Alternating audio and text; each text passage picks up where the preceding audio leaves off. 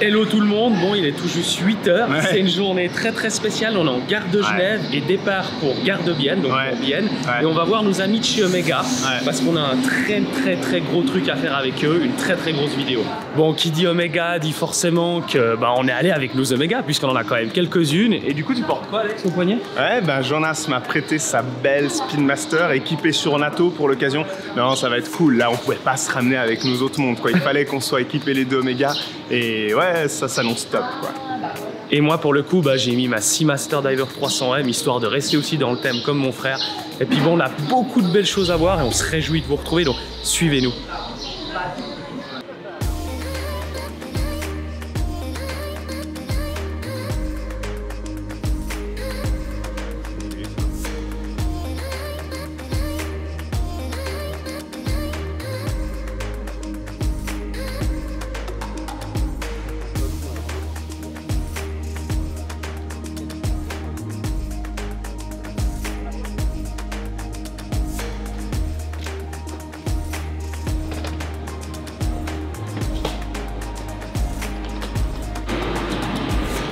Bon, ça y est, on est arrivé.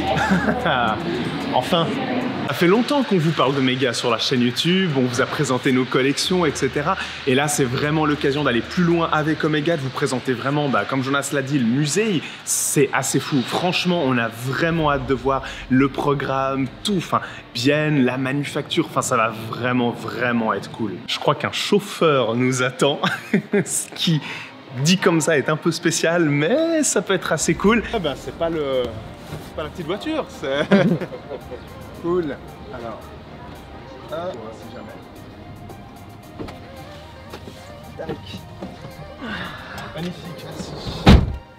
Oh, petit accoudoir.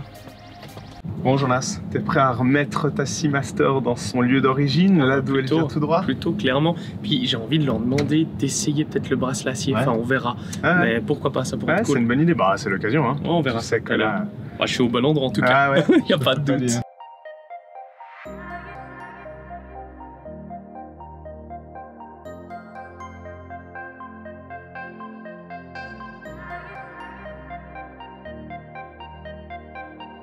Bon visiblement le module lunaire n'a toujours pas bougé, c'est cool, il est toujours en place. Non, on est content d'être là en tout cas, trop cool.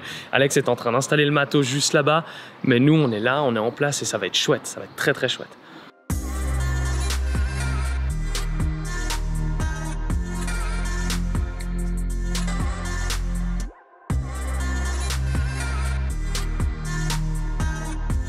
Là, on va dans le musée. Donc c'est parti, vraiment, on va vivre l'expérience finalement que on vivra tous et toutes quand on ira dans le musée, donc c'est cool.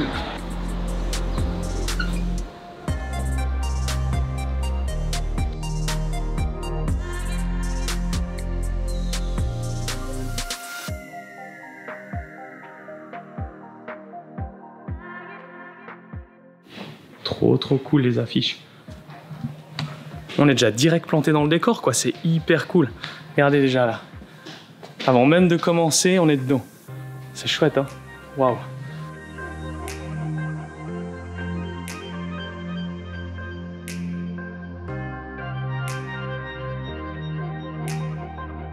Bon Alex, on nous a dit qu'il y avait les audio guides pour la visite. Je sais. Mais bon, on est suffisamment connaisseurs, ça va. Allez, on va se dire ça, bon. Non, mais c'est cool. Et en tout cas, c'est hyper cool. On arrive, le sol et tout, enfin, c'est trop chouette. Regardez un peu.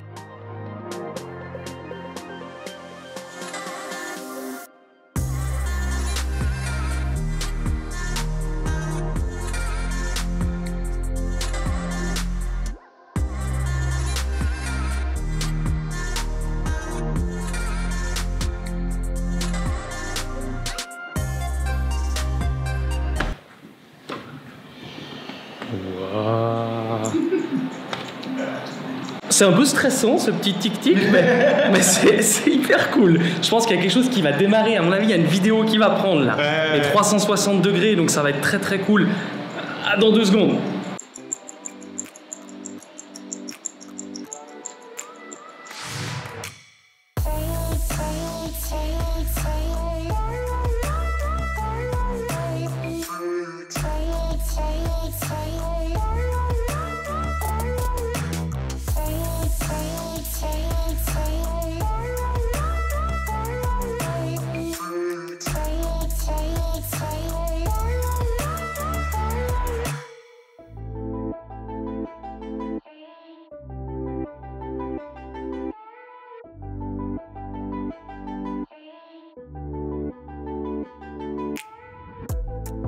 Il se trouve qu'on est vraiment un petit peu au début de quand le musée vient d'ouvrir, hein. C'est vraiment les heures d'ouverture. Donc voilà, on est encore en semaine, les gens... Bah oui. Donc on est un peu le musée pour nous tout seuls, on va pas vous cacher s'il y a quelque chose d'agréable aussi pour ça. On a eu la petite vidéo avant, c'est trop chouette, enfin c'est impressionnant ce qu'ils ont fait, ce coup du 360 degrés là. Et puis ben là on va découvrir l'histoire, donc c'est parti. Donc derrière nous là on a un mur vraiment historique, hein, qui commence en 1848 et qui, j'imagine, va jusqu'à maintenant, jusqu'en 2020-2021. Et ça m'intrigue un peu, j'ai demandé tout à l'heure, mais en fait, c'est un maillon de bracelet. Ça va jusqu'au bout, il y a un fil conducteur. Ah, et ça, ouais, c'est vraiment très cool. Puis bah forcément, là au début, on a les montres, tout ce qui est montre à gousset, montre de poche. On passe pas encore au montre poignet, ça c'est pour tout à l'heure.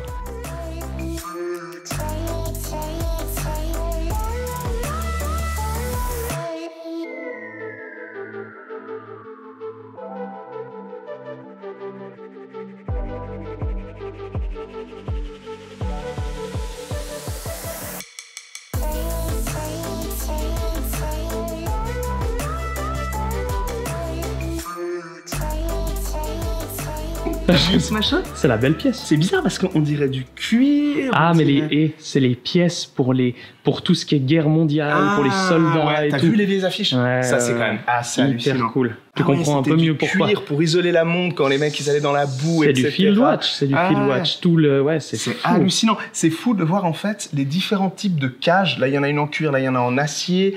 Enfin, là aussi, il y en a une en acier. Voir comment ils ont, au début, cherché un peu à protéger les montres.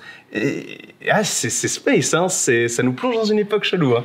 Ce qui est assez fou, justement, dans un musée finalement horloger, et puis c'est clairement le cas dans ce musée-là, Omega, c'est de pouvoir parcourir l'histoire et de se rendre compte tous les parcours qu'il a fallu pour qu'une montre arrive finalement maintenant en 2021 avec, je sais pas, 300 mètres de profondeur, le chronographe, ou tout simplement le fait qu'elle puisse être au poignet. Ça nous permet un peu mieux de comprendre, et puis on est un peu plus humble face à l'horlogerie quand on voit ça, parce qu'on se dit, ouais, il y a des dizaines et des dizaines et des dizaines d'années pour en arriver là. Donc on n'a pas n'importe quoi au poignet, hein. Vous comprenez peut-être un peu mieux l'amour qu'on a et que vous avez pour l'horlogerie. C'est pas pour rien, c'est parce qu'il y a beaucoup de choses derrière.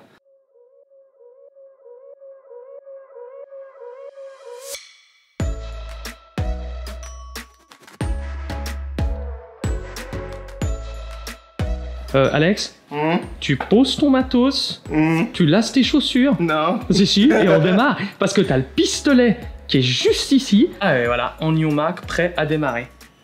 Chouette. Et le genou vers la ligne, ouais, ok. Attention, prêt, ouais, top.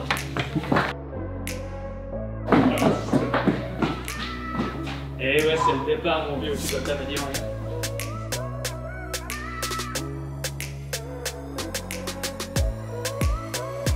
Je crois qu'Omega ne savait pas qu'il confiait le musée à 2 enfants. C'est-à-dire que là, entre les starting blocks, entre tout ce qu'il y a à voir, on s'amuse. Et l'expérience, en plus de ça, n'est pas finie. On est vraiment des gamins. Il y a l'espace là-bas, il y a l'espace. Il y a l'espace oui, là-bas. Oui. They now faced freezing temperatures, depleting oxygen, and carbon dioxide poisoning. The assignment was to come up with a watch that NASA could certify so the astronauts would have a watch they could use on the surface.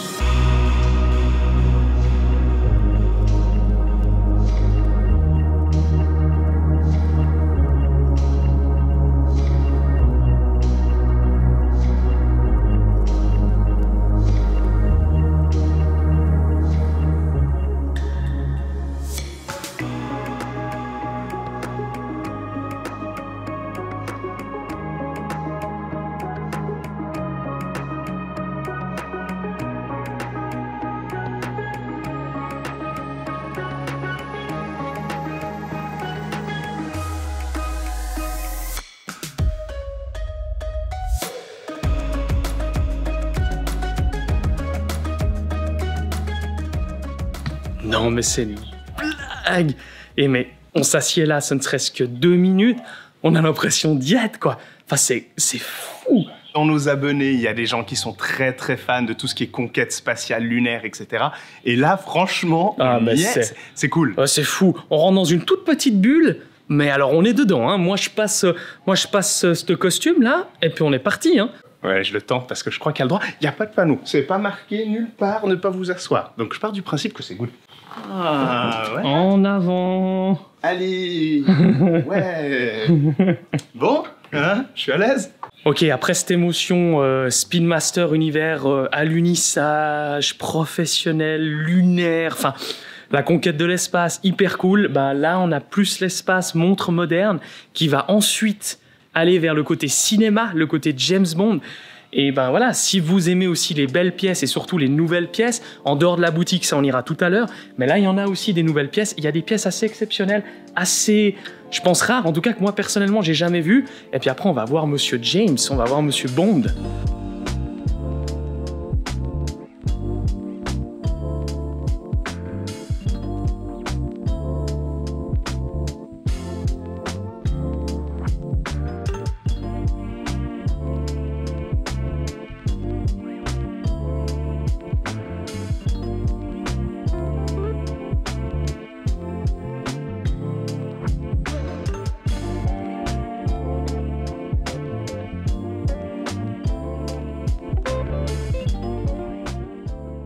Monsieur Bond.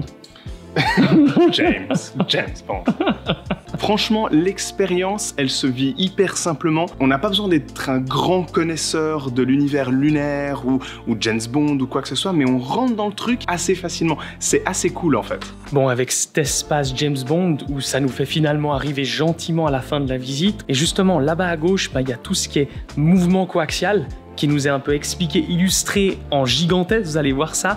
Et puis ben après, on va parler avec une personne spécialiste comme on vous en a parlé, et on va parler un peu du mouvement coaxial parce que moi ça m'intrigue. Vous savez que j'ai choisi ma Seamaster Diver 300M pas pour rien, aussi pour son mouvement, et j'ai envie de parler de mouvement tout à l'heure, de mouvement Omega.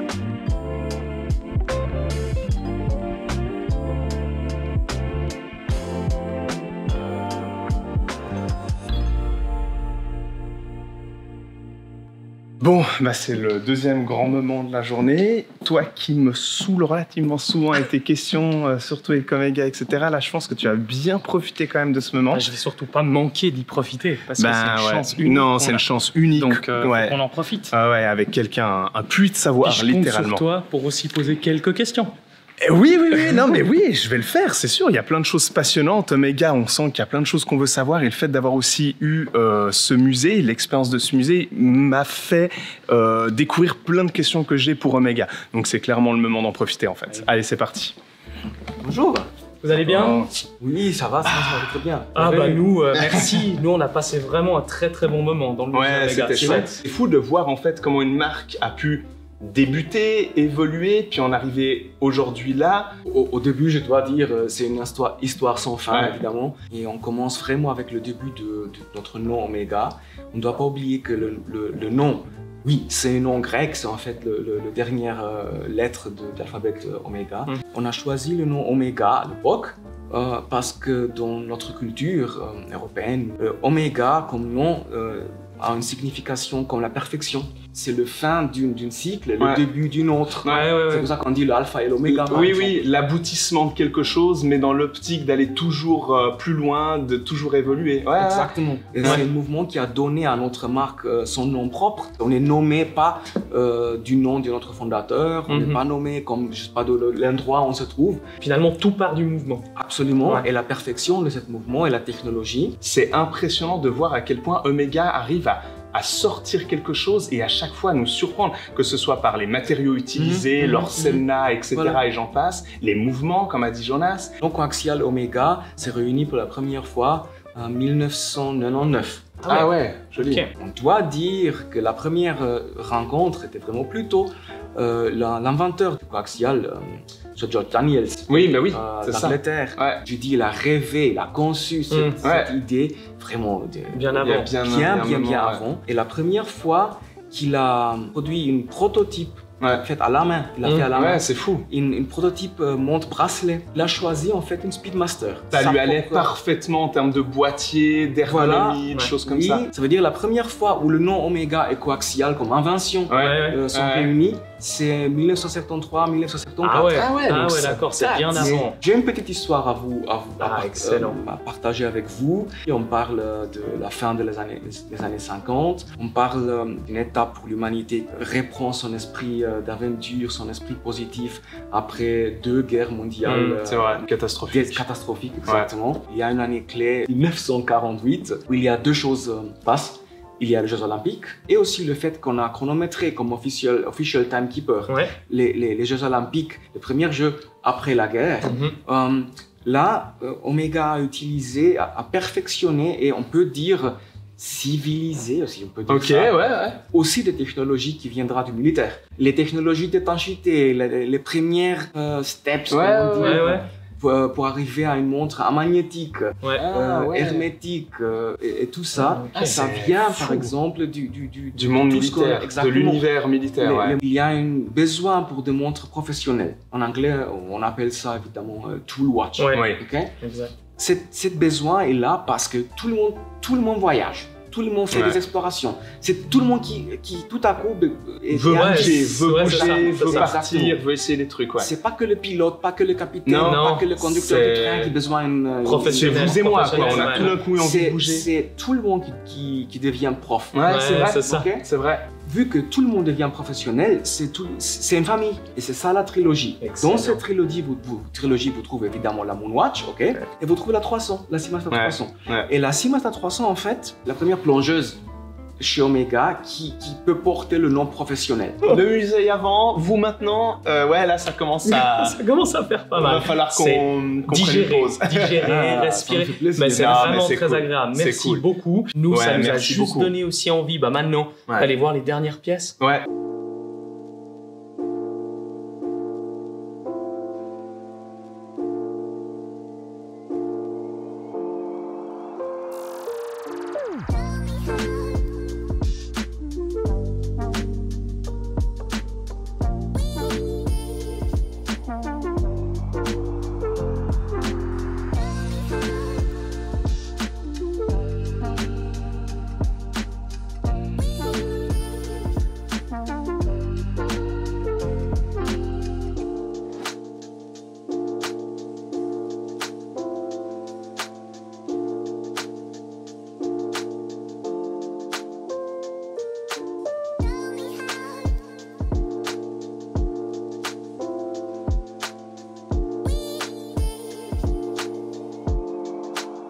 Merci. Bon, Jonas, toi qui voulais essayer ce bracelet acier depuis déjà un certain temps, t'es content ou pas? Ouais, très cool. Très cool. Surtout que tu auras l'occasion quand même de laisser un moment à ton poignet. On va aller regarder les 2-3 nouveautés. Et puis bon, faudra que tu le rendes quand même après. Ah ben, oui, chaque bonne chose ont une fin. Mais je vais en profiter un petit moment.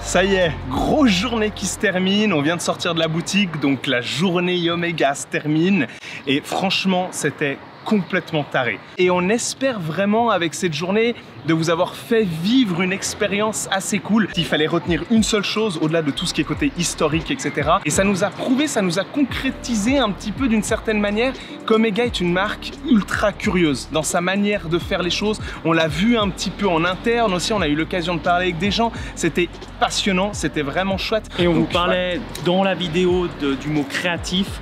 Et je pense que c'est ce qu'il faudra retenir aujourd'hui, c'est créativité. Et nous, comme on est dans ce milieu, ça nous parle.